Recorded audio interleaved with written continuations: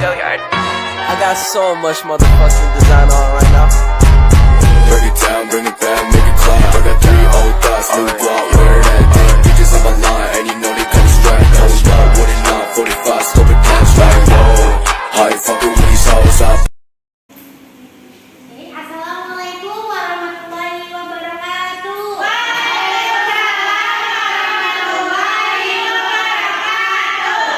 Gimana nih kabarnya? Alhamdulillah, luar biasa. Allahu Akbar. Keren, pada semangat banget sih pagi hari ini.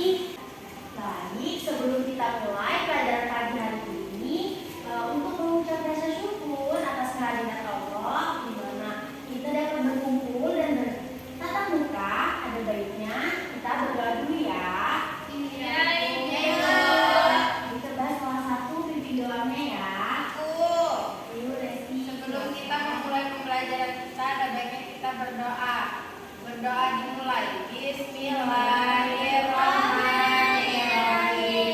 Raditu billahi rabban wa bil islami dinan wa bi Muhammadin nabiyya wa rasula. Rabbi zidni ilma warzuqni fahma. Amin ya rabbal alamin. Berdoa selesai. Alhamdulillah. Lalu, nah baik, selanjutnya Ibu akan absen kalian dulu ya. Siapa yang hadir, siapa yang nggak hadir pada pagi hari ini?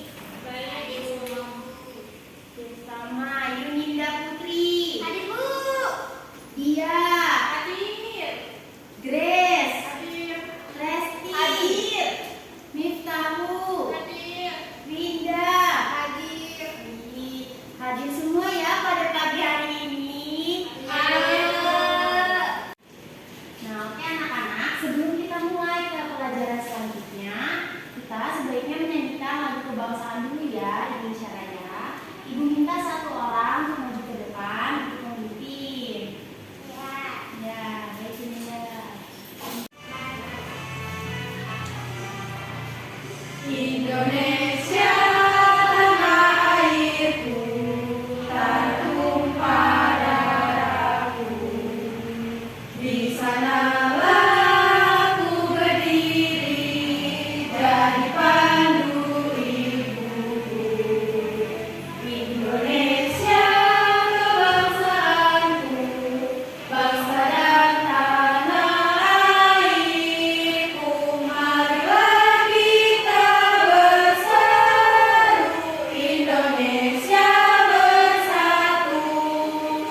Hiduplah tanahku, hiduplah negeriku, bangsaku, rakyatku semuanya. Bangunlah jiwanya, bangunlah badannya untuk Indonesia Raya. Indonesia Raya, merdeka, merdeka, tanahku, negeriku yang ku cinta. Indonesia Raya, merdeka, merdeka, hiduplah Indonesia Raya. Indonesia Raya, merdeka, merdeka, tanahku, negeriku yang ku cinta. Indonesia Raya, merdeka, merdeka, hiduplah Indonesia Raya. Terima kasih Linda.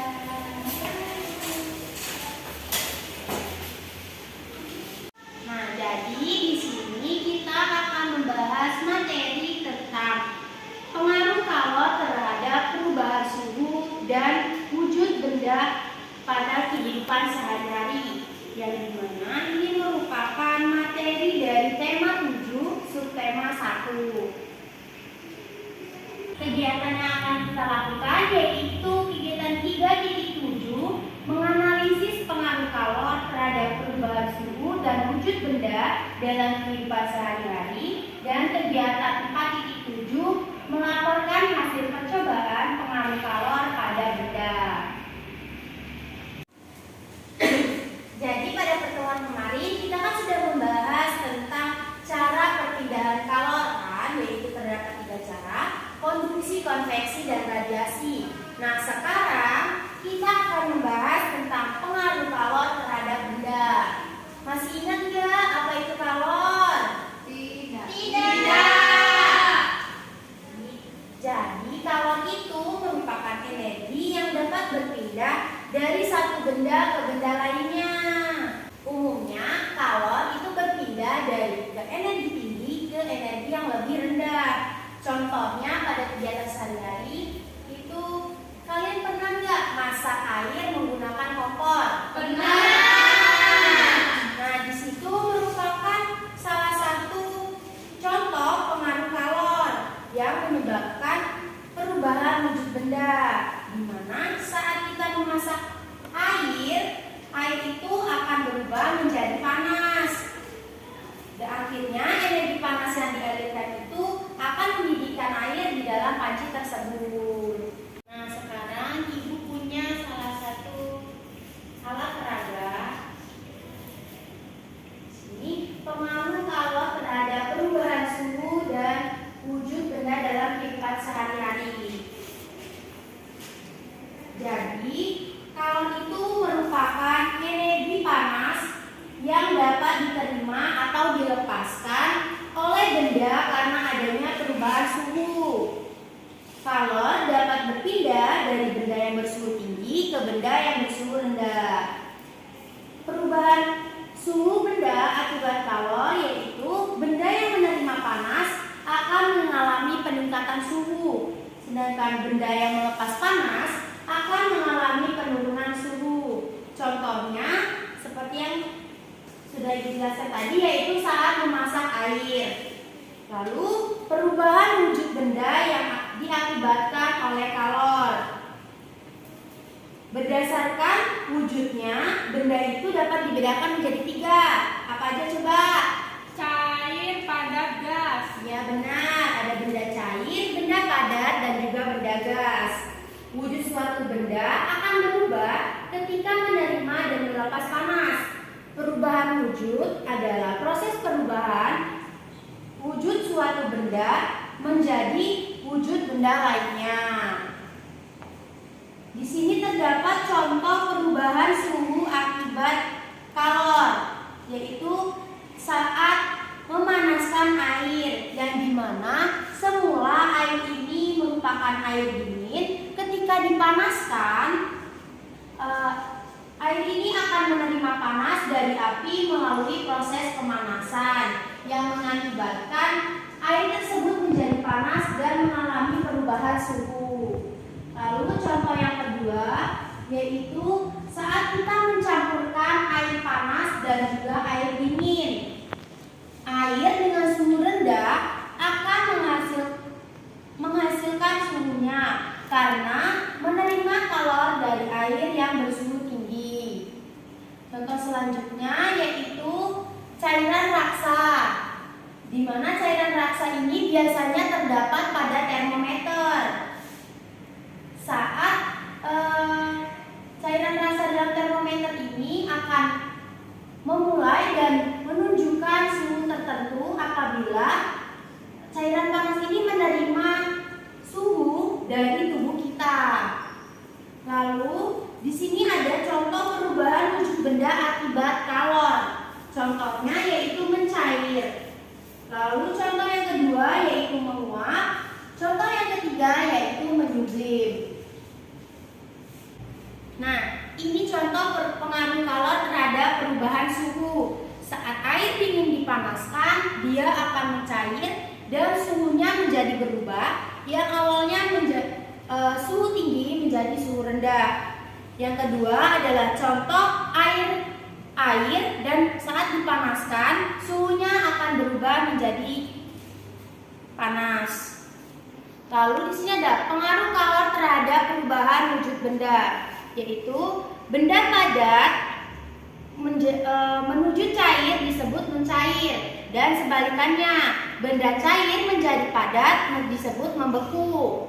Lalu benda padat menjadi gas disebut menyublim, dan benda gas menjadi padat disebut mengkristal, serta benda gas menjadi cair disebut mengembun, Dan benda cair menjadi gas disebut menguap.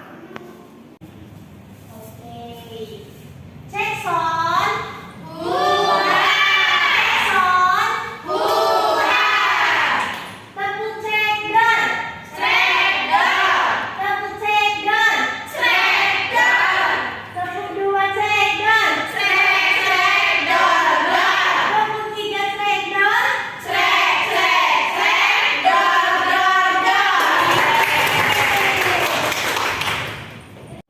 Nah, sekarang untuk menambah pemahaman kalian, kita akan melakukan praktikum. Ibu minta kalian membuat kelompok menjadi satu kelompok. Melihat.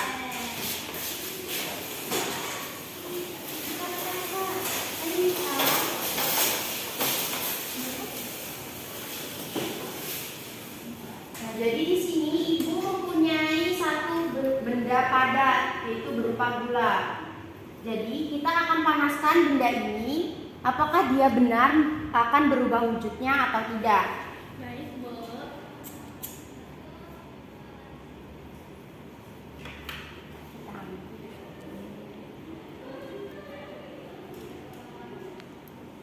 Mencair. Sendoknya nggak gosong kan? Gosong, udah gosong sendoknya. Kayak air manis ya. Kayak gulali jadinya.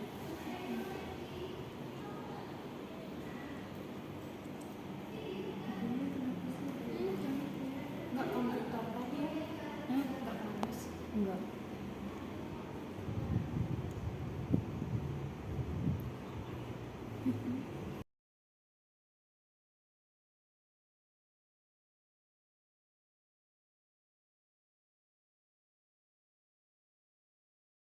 Gulanya mencair. Jadi terbukti ya bahwa kalor dapat merubah benda dari benda wujudnya padat menjadi cair. Terbukti.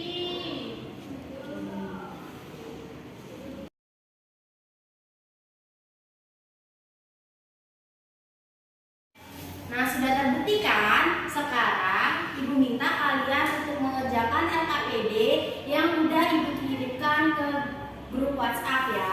Tapi sebelum itu kalian melihat dulu materi yang ada di LKPD.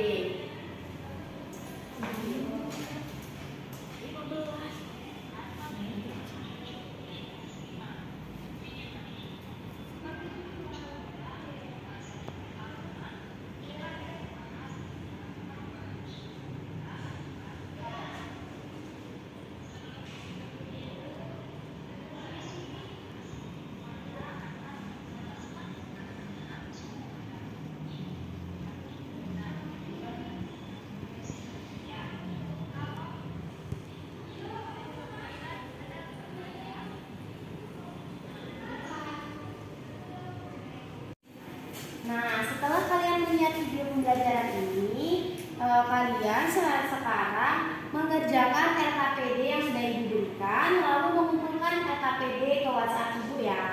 Ya, Bu. Baik, sekarang kembali ke tempat duduk masing-masing.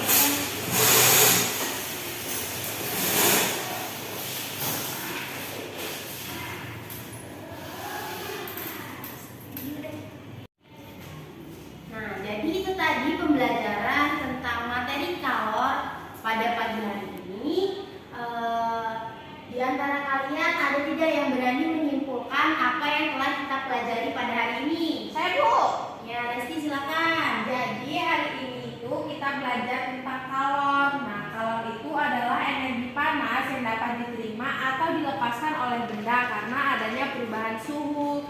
Kalor itu dapat berpindah dari benda bersuhu tinggi ke benda yang bersuhu rendah. Perubahan suhu benda akibat kalor, yang pertama itu ada benda yang menerima panas akan mengalami peningkatan suhu dan benda yang melepas panas akan mengalami penurunan suhu. Contoh kegiatan sehari-harinya itu yaitu pada saat kita masak air itu terjadi perubahan suhu benda yang awalnya dingin menjadi mendidih dan akan menjadi panas.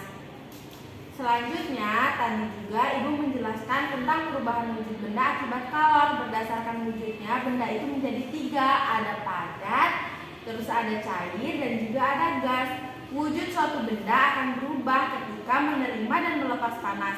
Perubahan wujud adalah proses berubahnya wujud suhu benda menjadi wujud benda lainnya.